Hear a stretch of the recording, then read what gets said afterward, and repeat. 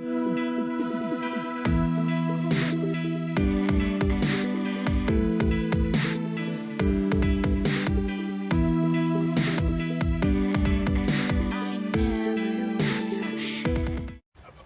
you're a kid, your parents have all the answers, whether or not they do. Yeah. And they're right all the time, too. And they're right all the time. They have all the answers. And you are full of questions. Exactly. And then there comes a time when you realize your parents don't have all the answers to the questions that you've posed. Not only that, you reach a point where you've posed questions where nobody has the answer. And this is a point of intellectual maturity that is terrifying. How could we not know the answer? How is that possible? What? How? And if you look through the history of unknowns in our culture, that is a fundamental role religion has played. Religion of all stripes. You go back to ancient Greece, we call it mythology, but it's really their religion, all right? You know, Zeus and Neptune, not Neptune, Poseidon. And so there's a storm. I don't know anything about storms. I don't know anything about the Coriolis force or the ocean atmosphere connection or moisture and relative humidity. I don't know anything about any of that yet. Poseidon is angry. A lightning bolt hit. Zeus is angry. Those are my explanations, and I'm done. Now I don't have to live in some kind of profound state of ignorance about the world around me and its effect on my life. After death, I have no idea. Am I actually rotting in the ground? No, you are in some other place.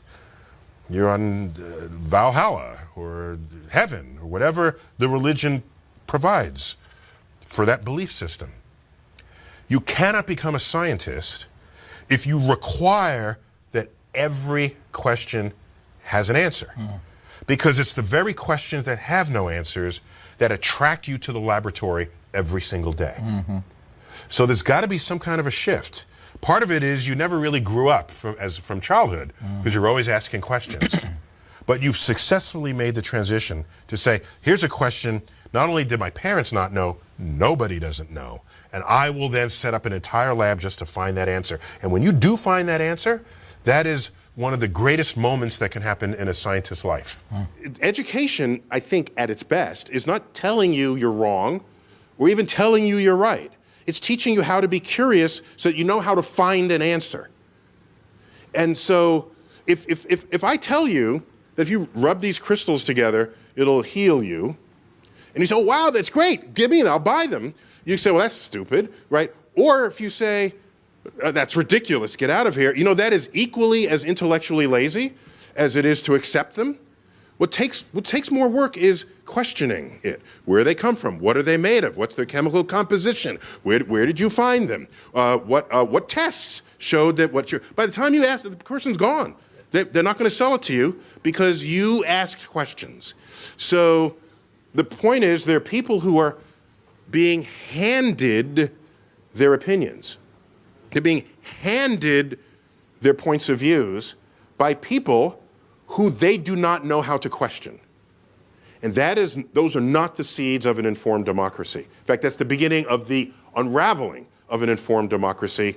And the moment somebody's opinion is handed to everybody, that we know what kind of governments those are, and those are not free societies. Those are free societies where your thought is controlled by people. The public likes to know if we discover a planet that looks like Earth. All right, just, you know, recently, a planet was discovered, an Earth-like planet, was discovered around a star. That alone today is not new news, all right? But this one is orbiting the closest star to the sun, Proxima Centauri. And there's the Alpha Centauri system is a multiple star system. You can see it from the southern hemisphere easily. It's a bright star system, but you go look at it with a telescope, it splits out into multiple stars. One of them, the nearest one, Proxima Centauri, has an Earth-like planet around it. So now, if you're going to make an inventory of planets you want to visit, that's probably going to be the highest one on the list.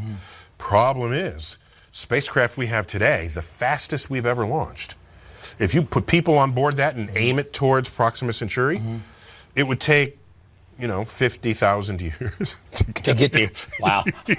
So here I'm saying, it's the closest one, but it would take basically 1,000 generations. If you send a generational ship, you'd have to load it with very fertile people. Okay? So they would have one generation after the next. 1,000 generations later, they would arrive. Who knows whether they would have evolved into some other kind of form of humans by then, because they're an isolated gene pool at that point. So there's a journalistic urge among science journalists to hang out in the coffee lounges of, I'm stereotyping this, but the sense is correct. Hang out in the coffee lounges of science departments, or in the science workshops where people are reporting the latest results, or you hang out at the editorial offices of Nature magazine or Science magazine. And a research paper gets published that conflicts with previous work or comes out with some new idea. The journalist reports that as truth. That is not a scientific truth. One research paper, refereed and published, does not make a scientific truth. We have systems in place that establish scientific truths, and it is not ever a single paper. Somebody else has to verify that. Somebody else has to check it. Somebody else has to do a different kind of experiment looking for the same phenomenon, a different way, so that they don't duplicate what might be the error in your designed experiment. Once this happens, then you have an emergent truth. And so people don't actually, because of this, people don't actually understand how and why science works, which I think is why you have people throwing snowballs in Congress, all right, on the floor of the House of Representatives, and you have people hearing, oh, cholesterol's good for you this week, it's bad for you next week, it's going to be good for you in a month, thinking that scientists have their head up their ass, when in fact... It's the journalists who do. Well, no. So it's how you report. Okay, but this is where I want to go. Apply. The reason why the results change each week, because it hasn't settled out yet. So don't report it as true. So apply. This is where I really want to go. Sorry, I'm screaming. Sorry. This is what we want. This is what we want. He started that. I was calm before that began. Go. Do people understand that science is more a process than a list of answers? That's a separate issue from whether the public requires an answer to something. Whether the public comes to doubt the value of science because a result changes from one week to the next. And with regard to science being a process, that's just a missing part of the science curriculum in K through 12. That's got to get in there somehow. We get textbooks and there's a problem at the end of the chapter and there's an answer to it and you got to get the answer and you start to value the answer rather than the process that would lead to that answer or another. So uncertainty as well as ambiguity are not elements of a science curriculum, but they clearly need to be. Otherwise, you're incapable of thinking in meaningful ways about the frontier of science. Let's get to the exploded rocket on the launch pad. One thing we've failed to do in the educational system is alert people that if you're doing what no one has done before, stuff goes wrong. And in fact, if nothing ever goes wrong in what you're doing, if you make no mistakes in your job, in whatever task you've brought upon yourself, then you're not on the frontier. Simple. It's true in science, and I heard it applied to car racing. There's a quote that I'm told, spoken by Mario Andretti. He said, if you are in complete control of your car, you're not in the race. Oh, wow. There's something that you're just not completely in control of. And only then can, and that's the same thing I'm describing for when you are on the frontier. And SpaceX is on the frontier, not a space frontier where they're going farther than NASA has gone. They're on another kind of a frontier where they want to make access to space maximally affordable.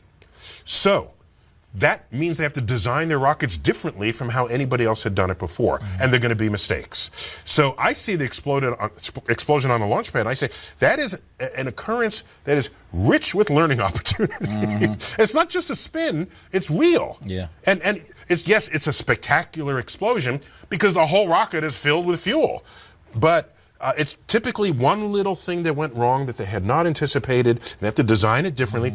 Go back to the early days of NASA. There's footage on YouTube. Rockets blowing up all the time because no one had put rockets in space before. So now they're trying to do it in a whole new way. I'm going to expect that and more of it.